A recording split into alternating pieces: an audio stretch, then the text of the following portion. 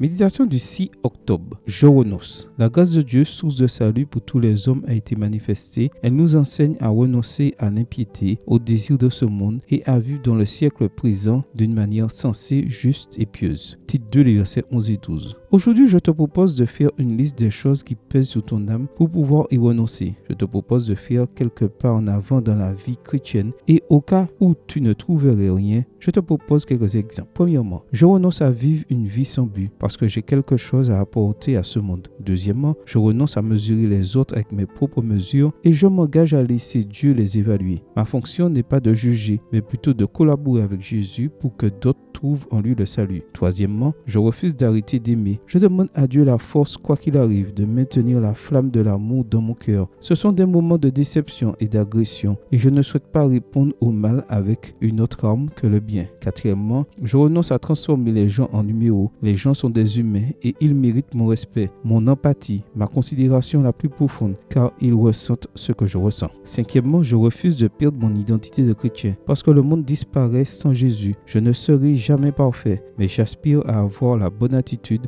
pour que les autres voient un peu de lumière en moi. Cela veut aussi dire que je vais renoncer aux sources, relire les évangiles, repenser les commandements pour mieux savoir qui je suis et qui j'imite. Sixièmement, je renonce au plaisir vide, inutile et décadent et j'embrasse la joie. J'ai l'intention d'être joyeux parce que mon Dieu est joyeux. Je vais profiter de chaque instant de cette vie d'une manière saine mais intense, de façon à donner aux autres des idées sur la façon de vivre bien. Septièmement, je renonce à l'anonymat social. Je n'ai pas l'intention d'avoir plus peur de ce que les autres gens diront ni des représailles. Je serai émotionnellement assertif et spirituellement courageux. Je ne cherche pas la première place, mais ma place dans la société en tant que bon citoyen. Mon objectif est qu'il y ait plus d'inclusion, que nous générions des espaces où chacun trouve sa place. Huitièmement, je renonce au découragement parce que le Christ vient, parce que la solution aux problèmes de ce monde est à la porte, parce que mon cœur bat vivement dans l'attente de ce moment. C'était là quelques idées pour commencer, mais je suis sûr que tu en proposeras d'autres vraiment intéressantes. Amen. Bonne journée à toi et que le Seigneur te bénisse.